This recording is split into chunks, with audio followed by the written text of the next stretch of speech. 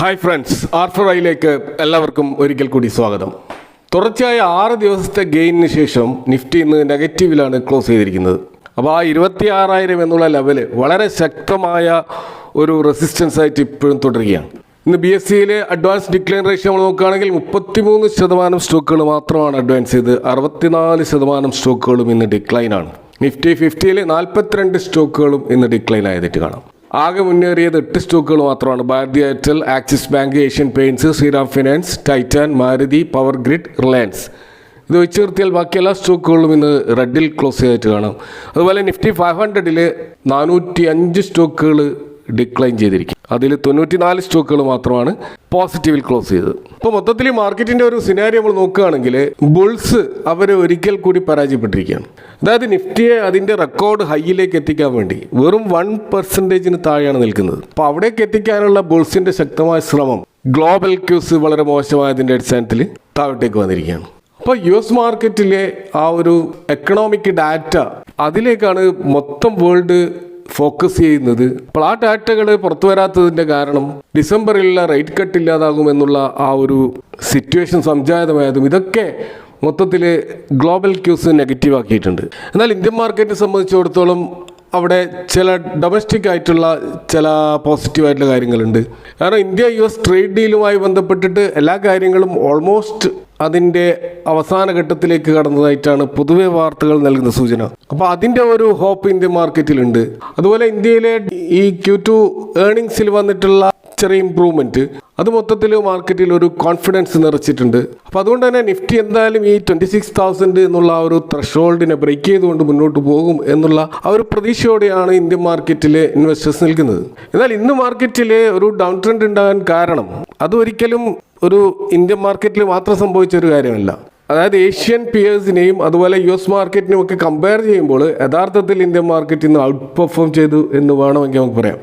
കാരണം ഏഷ്യൻ സ്റ്റോക്കുകളൊക്കെ വമ്പിച്ച ഫോളാണ് ഉണ്ടായത്. കഴിഞ്ഞ ഒരു മാസത്തെ ഏറ്റവും ലോ ആയിട്ടുള്ള ഒരു ലെവലിലാണ് ജപ്പാൻ്റെ നിക്കിയും സൗത്ത് കൊറിയയുടെ കോസ്പിയും ഒക്കെ നിൽക്കുന്നത്. അപ്പോൾ AI ബബിളുമായിട്ട് ബന്ധപ്പെട്ടിട്ടുള്ള ഭയം ഒരു ഭാഗത്തും NVIDIAയുടെ റിസൾട്ടിൻ്റെ പ്രതീക്ഷകൾ മറ്റൊരു ഭാഗത്തും അതൊക്കെ ഉണ്ടാക്കിയിട്ടുള്ള ഒരു അനിശ്ചിതത്വമാണ് ഇപ്പോൾ ഉള്ളത്. കൂടാതെ ഇന്നലെ US മാർക്കറ്റും മൊത്തത്തിൽ നെഗറ്റീവിലാണ് ക്ലോസ് ചെയ്തത്. ഇപ്പോഴും ഫ്യൂച്ചേഴ്സൊക്കെ ട്രേഡ് ചെയ്യുന്നത് നെഗറ്റീവിലാണ്. അപ്പോൾ അത്തരത്തിൽ ഗ്ലോബൽ ക്യൂസ് ഇത്ര വീക്കായിട്ടും അതുകൂടാതെ ഇന്ന് നിഫ്റ്റിയുടെ എക്സ്പയറി ഡേ ആണ്. എക്സ്പയറി ഡേ വോളറ്റിലിറ്റിയുടെ ആ ഒരു സിനാരിയോ വേറൊരു ഭാഗത്തും എന്നിട്ട് പോലും ഇന്ത്യൻ മാർക്കറ്റ് ഇന്ന് 25,900 പിടിച്ചു എന്നുള്ളത് വലിയ കാര്യം തന്നെയാണ്. അപ്പോൾ അങ്ങനെ നോക്കുമ്പോൾ ഇന്ത്യ യഥാർത്ഥത്തിൽ ഇന്ന് മെച്ചപ്പെട്ട പ്രകടനമാണ് നടത്തിയത്. അപ്പോൾ അവിടെ തീർച്ചയായിട്ടും കഴിഞ്ഞ ദിവസങ്ങളിൽ ഉണ്ടായിട്ടുള്ള റാലിയിൽ പ്രോഫിറ്റ് ബുക്കിംഗ് പല സെക്ടറുകളിൽ നടന്നതായിട്ട് കാണാം. അതിൽ റാലി നടന്ന മെറ്റൽ, IT, റിയാലിറ്റി സെക്ടറുകളിലാണ് ശക്തമായ സെൽ ഓഫ് ഇന്ന് നടന്നത്. 1% കൂടുതലുള്ള ഒരു സെൽ ഓഫ് അവിടെ നടന്നതായിട്ട് കാണാം. അപ്പോൾ അതുകൊണ്ട് തന്നെ ഇന്നത്തെ ഒരു നിഫ്റ്റിയുടെ എക്സ്പയറി ഡേ ആയതുകൊണ്ട് തന്നെ നമുക്ക് ഡയറക്ഷൻ കൃത്യമായിട്ട് മനസ്സിലാക്കാൻ കഴിയാത്ത രീതിയിലാണ് ഇന്നത്തെ മാർക്കറ്റിൻ്റെ പ്രകടനം. അപ്പോൾ ഈ ഒരു ലെവലിൽ നിന്ന് ഇനി നിഫ്റ്റി താഴോട്ടേക്കാണോ പോവുക, അതല്ല പുതിയ ഹൈ ക്രിയേറ്റ് ചെയ്യാനുള്ള നീക്കമായിരിക്കുമോ എന്ന കാര്യം വ്യക്തമാണെങ്കിൽ അടുത്ത ദിവസങ്ങളിലുള്ള മാർക്കറ്റ് പെർഫോമൻസ് നമ്മൾ നോക്കേണ്ടതുണ്ട്. ഇനി നമ്മൾ സ്റ്റോക്ക് സ്പെസിഫിക് ആയിട്ടുള്ള ചില ആക്ഷനിലേക്ക് വന്നു കഴിഞ്ഞാൽ കാര്യമായ ഒരു മൂവ് നടന്ന ഒരു സ്റ്റോക്കാണ് ഇപ്പോൾ ഹഡ്കോ എന്ന് പറയുന്ന സ്റ്റോക്ക്. ഗവൺമെൻറ് ഓൺ ചെയ്യുന്ന ഈ ഒരു financial institution stock, housing and urban development corporation limited എന്നറിയപ്പെടുന്ന ഈ ഒരു സ്റ്റോക്ക് അവരുടെ ഫണ്ട് റൈസ് ചെയ്യാൻ വേണ്ടിയിട്ടുള്ള വലിയ പ്ലാനുകളുമായിട്ട് നീങ്ങുകയാണ്. പല ഡെവലപ്മെൻറ്റ് ബാങ്കുകളുമായിട്ടുള്ള ഒരു ഡീലിലേക്കാണ് ഇവർ പോകുന്നത്. അവരുദ്ദേശിക്കുന്നത് ഏകദേശം $1 ബില്യൺ ഒരു ഫണ്ട് റൈസ് ചെയ്യാൻ വേണ്ടിയിട്ടാണ്. ഇപ്പോൾ KfW അഥവാ ജർമ്മൻ ബേസ്ഡ് ആയിട്ടുള്ള ഒരു ഡെവലപ്മെൻറ്റ് ബാങ്കിൽ നിന്ന് $200 മില്യൺ ഒരു ഫണ്ടാണ് ഇവർ റൈസ് ചെയ്യാൻ ഉദ്ദേശിക്കുന്നത്. അതുപോലെ ഏഷ്യൻ ഡെവലപ്മെൻറ്റ് ബാങ്കിൽ നിന്നും $500 മില്യൺ ഫണ്ടും, അതേപോലെ ഏഷ്യൻ ഇൻഫ്രാസ്ട്രക്ചർ ഇൻവെസ്റ്റ്മെൻറ്റ് ബാങ്കിൽ നിന്ന് ഏകദേശം $200 മുതൽ $300 മില്യൺ വരെയുമാണ് റൈസ് ചെയ്യുന്നത്. അപ്പോൾ ഇത് കറണ്ട് ഫൈനാൻഷ്യൽ ഇയറിൽ തന്നെ റൈസ് ചെയ്യാനാണ് ഇവർ ഉദ്ദേശിക്കുന്നത്. അപ്പോൾ അത്തരത്തിൽ ഫണ്ട് റൈസ് ചെയ്തുകൊണ്ട് ഇന്ത്യയുടെ ഇൻഫ്രാസ്ട്രക്ചർ മേഖലയിൽ പ്രത്യേകിച്ച് അർബൻ ഹൗസിംഗ് പ്രൊജക്റ്റുകൾക്ക് ഫണ്ട് ചെയ്യുക എന്നതാണ് ഇതിൻ്റെ ഉദ്ദേശം. ആ ഒരു വാർത്ത പുറത്തു വന്നതോടുകൂടിയാണ് ഈ സ്റ്റോക്കിൽ നല്ലൊരു മൂവ് നമ്മളിപ്പോൾ കാണുന്നത്. അപ്പോൾ പൊതുവെ അഡ്കയുടെ ഒരു ഫൈനാൻഷ്യൽ പെർഫോമൻസ് ഇപ്പോൾ നോക്കുകയാണെങ്കിൽ അവരുടെ ലോൺ സാങ്ഷൻസ് ഏകദേശം 22% ഇയർ ഓൺ ഇയർ വർദ്ധിച്ചതായിട്ട് കാണാം. 76,472 കോടി ലോൺ സാങ്ഷൻ ചെയ്ത ആ ഒരു ലെവലിൽ നിന്നും ഇപ്പോൾ 92,955 കോടിയുടെ ഒരു സാങ്ഷൻസ് ആണ് നടത്തിയിട്ടുള്ളത്. അത് അവിടെ 22% ഒരു വർധനമാണ്. കൂടാതെ ലോൺ ഡിസ്പേഴ്സ്മെൻറ്റിൻ്റെ കാര്യത്തിലും വമ്പിച്ച പുരോഗതിയാണ് ഉണ്ടായിട്ടുള്ളത്. 21,699 കോടി ഉണ്ടായിരുന്ന സ്ഥാനത്ത് ഇപ്പോൾ 25,838 കോടിയുടെ ഒരു ലോൺ ഡിസ്പേഴ്സ്മെൻറ്റ് ഇവർ നടത്തിയതായിട്ട് കാണാം. അതുപോലെ ഇതിൻ്റെ നോൺ പെർഫോമിംഗ് അസറ്റ് അതും വലിയ തോതിൽ കുറഞ്ഞിട്ടുണ്ട്. 2.04% നിന്ന് 1.21% ആയിട്ട് കുറഞ്ഞിട്ടുണ്ട്. അപ്പോൾ ഇത്തരത്തിൽ നല്ല അസറ്റ് ക്വാളിറ്റി പ്രകടിപ്പിക്കുകയും നല്ല ലോൺ ഗ്രോത്ത് കാണിക്കുകയും ചെയ്യുന്ന ഈ സ്റ്റോക്കിൽ ഈ രീതിയിൽ വലിയ തോതിലുള്ള ഇൻ്റർനാഷണൽ ഫണ്ട് റൈസും കൂടി വരികയാണെങ്കിൽ തീർച്ചയായിട്ടും ഈ സ്റ്റോക്ക് ഒരു നല്ല മൂവ് നടത്താനുള്ള ഒരു സാധ്യതയാണ് നമുക്ക് കാണാൻ കഴിയുന്നത്. മാർക്കറ്റിൽ അതുപോലെ ഇന്നും നല്ല മൂവ് നടത്തിൽ പുതുതായിട്ട് ലിസ്റ്റ് ചെയ്യപ്പെട്ട അതിൻ്റെ ഗ്രോത്ത് തുടർന്നുകൊണ്ടേയിരിക്കുകയാണ്.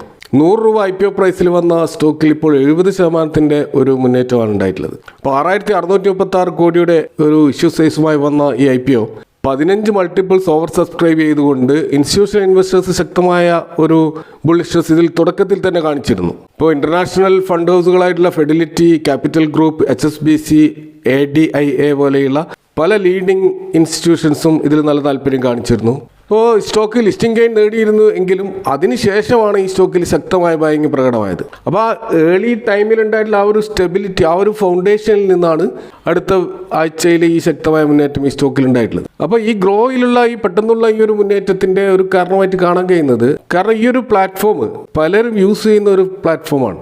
അപ്പോൾ പബ്ലിക്കിന് വളരെയധികം ഫെമിലിയർ ആയിട്ടുള്ള ഒരു കമ്പനിയാണിത്. അപ്പോൾ പലപ്പോഴും ഇത്തരം കമ്പനികൾ പ്രത്യേകിച്ച് പബ്ലിക്കിന് അതിൻ്റെ ബിസിനസ് മോഡൽ കൃത്യമായിട്ട് അറിയുന്നത് കൊണ്ട് തന്നെ അപ്പോൾ അതിൻ്റെ ഒരു ഗ്രോത്തിൽ ശക്തമായ ഒരു വിശ്വാസം ഉണ്ടാവും. അപ്പോൾ ഗ്രോയെ സംബന്ധിച്ചിടത്തോളം അതിന് ശക്തമായ യൂസർ ബേസ് ആണുള്ളത്. അതിൻ്റെ ആ ഒരു യൂസർ ഗ്രോത്തിൻ്റെ വളർച്ച വമ്പിച്ച റോക്കറ്റ് സമാനമായ ഒരു വളർച്ചയായിരുന്നു. അപ്പോൾ യങ് ഇൻവെസ്റ്റേഴ്സിൻ്റെ അടുക്കും പുതുതായിട്ട് മാർക്കറ്റിലേക്ക് ഇൻവെസ്റ്റ്മെൻറ്റ് വന്നവരൊക്കെ ഏറ്റവും യൂസ് ചെയ്യുന്ന ഒരു ആപ്പായിട്ട് ഗ്രോ മാറിയിരുന്നു. കാരണം അത് യൂസർ ഫ്രണ്ട്ലി ആയിട്ടുള്ള സിമ്പിളായിട്ടുള്ള ഒരു പ്ലാറ്റ്ഫോമാണ്. അപ്പോൾ പ്രത്യേകിച്ച് ഇത്തരത്തിലുള്ള ന്യൂ ഏജ് ബിസിനസ്സുകളിൽ, പ്രത്യേകിച്ച് പ്ലാറ്റ്ഫോം ബേസ്ഡ് ആയിട്ടുള്ള ബിസിനസ്സുകളിലുള്ള IPOകൾ വന്നു കഴിഞ്ഞാൽ ഈ രീതിയിലുള്ള വമ്പിച്ച ഒരു മുന്നേറ്റം തുടക്കത്തിൽ നമ്മളെപ്പോഴും കാണാറുണ്ട്. അപ്പോൾ IPOകൾ പലപ്പോഴും അൺപ്രഡിക്റ്റബിൾ ആയിട്ടുള്ള ഒരു രീതിയിലാണ് പെരുമാറുന്നത്. അപ്പോൾ തുടക്കത്തിലുള്ള ശക്തമായ ഒരു ആങ്കർ ഇൻവെസ്റ്റേഴ്സിൻ്റെ ആ ഒരു ഇൻട്രസ്റ്റ് അത് കാരണം വമ്പിച്ച ഒരു ലിസ്റ്റിംഗ് ഗെയിൻ ഈ സ്റ്റോക്കിൽ ഉണ്ടാവുമെന്ന് പൊതുവെ എല്ലാവരും പ്രതീക്ഷിച്ചിരുന്നു. പക്ഷേ അതുണ്ടായില്ല. എന്നാൽ അതിനുശേഷം ഇപ്പോൾ ഈ മാർക്കറ്റ് ട്രെൻഡ് ചെയ്യാൻ തുടങ്ങിയപ്പോഴാണ് ഈ സ്റ്റോക്കിൽ ശക്തമായ ബൈങ് നടന്നത്. അപ്പോൾ സ്വാഭാവികമായിട്ടും ഇത്തരത്തിൽ ഒരു സ്റ്റോക്ക് ശക്തമായി മുന്നോട്ട് പോകുമ്പോൾ, ട്രെൻഡിങ് ആയിട്ട് പോകുമ്പോൾ, പ്രത്യേകിച്ച് റീറ്റെയിൽ ഇൻവെസ്റ്റേഴ്സിനെ സംബന്ധിച്ചത് അവിടെ ഒരു ഫിയർ ഓഫ് മിസ്സിംഗ് ഔട്ട് ഉണ്ടാവും. അപ്പോൾ ഇത് തനിക്ക് മിസ്സായല്ലോ എന്ന രീതിയിൽ വളരെ പരിതപിച്ചുകൊണ്ട് വിഷമിക്കുന്നവരെയും നമുക്ക് കാണാൻ കഴിയും. അത്തരം ആളുകൾ ഈ സ്റ്റോക്കിൽ അത്തരം ഹൈ ലെവലിൽ പോയിട്ട് എൻട്രി ചെയ്യുകയും. അപ്പോൾ ഇവിടെ അത്തരത്തിലുള്ള ഒരു സെൻറ്റിമെൻറ്റ്സിൻ്റെ അടിസ്ഥാനത്തിൽ സ്റ്റോക്കുകൾ ഇൻവെസ്റ്റ് ചെയ്യുന്നത് ഒരിക്കലും ശരിയല്ല. അപ്പോൾ നമ്മൾ തീർച്ചയായിട്ടും നോക്കേണ്ടത് ഈ സ്റ്റോക്കിൻ്റെ ഫ്യൂച്ചർ ഗ്രോത്ത് എങ്ങനെയായിരിക്കും, അവർ ഭാവിയിൽ വരാൻ പോകുന്ന കോമ്പറ്റീഷൻ. നമുക്കറിയാം വളരെയധികം കോമ്പറ്റേറ്റീവ് ആയിട്ടുള്ളൊരു മേഖലയാണ് ഷെയർ ബ്രോക്കിങ്. അപ്പോൾ എങ്ങനെയായിരിക്കും അവർ മാനേജ് ചെയ്യുക, അവരുടെ വരാൻ പോകുന്ന റിസൾട്ടുകളുടെ എക്സ്പെക്റ്റേഷൻ എന്തൊക്കെയാണ്. അപ്പോൾ ഈ രീതിയിലുള്ള ഒരു മുന്നേറ്റം ലോങ് ടേമിലും അവർക്ക് നിലനിർത്താൻ കഴിയുമോ എന്ന കാര്യങ്ങളൊക്കെ കൂടി പരിശോധിച്ചുകൊണ്ട് മാത്രമേ നമുക്ക് ഒരു സ്റ്റോക്കിൽ ഇൻവെസ്റ്റ് ചെയ്യാൻ സാധിക്കുകയുള്ളൂ. അതുകൊണ്ട് നിലവിൽ ഈ സ്റ്റോക്ക് IPO ഹോൾഡ് ചെയ്യുന്നവരെ സംബന്ധിച്ചിടത്തോളം, അല്ലെങ്കിൽ ഈ സ്റ്റോക്കിൽ ഏതെങ്കിലും ഘട്ടത്തിൽ കയറിയവരെ സംബന്ധിച്ചിടത്തോളം ഒരു ട്രെയിലിംഗ് സ്റ്റോപ്പ് ലോസ് വെച്ചുകൊണ്ട് ഇതിനെ റൈഡ് ചെയ്യുന്നതായിരിക്കും ഏറ്റവും നല്ല ഒരു രീതി. അല്ലാതെ ഒരു ലോങ് ടേമിനേക്ക് കണ്ണുമടച്ച് ഈ സ്റ്റോക്ക് വാങ്ങുന്നത് തികച്ചും റിസ്കി ആയിട്ടൊരു അഫെയർ ആയിരിക്കും. ഇതേപോലെ തന്നെ ഇന്ന് വമ്പിച്ച ഒരു ലിസ്റ്റിംഗ് ഗെയിനോട് കൂടി വന്നിട്ടുള്ള ഒരു IPO ആണ് ഫിസിക്സ് വാല IPO. ഇന്ന് ലിസ്റ്റ് ചെയ്തത് 143 എന്ന പ്രൈസിലാണ്. 31% ഒരു ലിസ്റ്റിംഗ് ഗെയിനാണ് ഈ സ്റ്റോക്ക് നൽകിയത്. അതിനുശേഷവും ഈ സ്റ്റോക്ക് മുന്നോട്ട് പോയതായിട്ട് കാണാം. അപ്പോൾ ഓവറോൾ 42% വരെ ഇതിൻ്റെ മുന്നേറ്റം ഉണ്ടായി. അപ്പോൾ ഈ ഒരു IPOയും 3450 കോടിയുള്ള ഒരുവിധം മോശമല്ലാത്ത ഇഷ്യൂ സൈസ് ഉള്ള ഒരു IPO ആയിരുന്നു. ഇപ്പോൾ ഫിസിക്സ് വാല എന്ന് പറയുന്നത് ഒരു എഡ്യൂക്കേഷൻ ബേസ്ഡ് കമ്പനിയാണ്, ടെക്നോളജി പ്ലാറ്റ്ഫോമാണ് ഈ സ്റ്റോക്കിൻ്റെയും പ്രത്യേകത. അപ്പോൾ പ്രത്യേകിച്ച് ഈ കോമ്പറ്റേറ്റീവ് എക്സാമിനേഷന് വേണ്ടി, ഇപ്പോൾ GE, അതുപോലെ NEET, UPSC പോലെയുള്ള എക്സാമിനേഷന് സ്റ്റുഡൻസിനെ അപ്സ്കിൽ ചെയ്യുന്ന അത്തരം കോഴ്സുകളും ഡാറ്റാ സയൻസ്, അനലിസ്റ്റിക്സ്, അതുപോലെ bank and finance, software development മേഖലയിലൊക്കെ ഓൺലൈൻ സർവീസസും അതുപോലെ മീഡിയ ചാനൽസ് വഴിയും വെബ്സൈറ്റുകൾ വഴിയും ആപ്പുകൾ വഴിയും ഒക്കെ ടെക് എനാബിൾഡ് ആയിട്ടുള്ള ഓഫ്ലൈൻ സെൻറ്റേഴ്സും ഹൈബ്രിഡ് സെൻറ്റേഴ്സും ഒക്കെ ഉണ്ട് ഇവർക്ക്. അപ്പോൾ ഇത് ഇന്ത്യയിലെ റവന്യൂവിൻ്റെ കാര്യത്തിൽ ടോപ്പ് 5 എഡ്യൂക്കേഷൻ ബേസ്ഡ് ആയിട്ടുള്ള ഒരു ടെക് കമ്പനിയാണിത്. എന്നാൽ ഈ കമ്പനിയുടെ ഒരു ഫൈനാൻഷ്യൽസ് നമ്മൾ നോക്കിക്കഴിഞ്ഞാൽ അവിടെ ഇവർ തുടർച്ചയായ ലോസിലാണ് പോയിക്കൊണ്ടിരിക്കുന്നത്.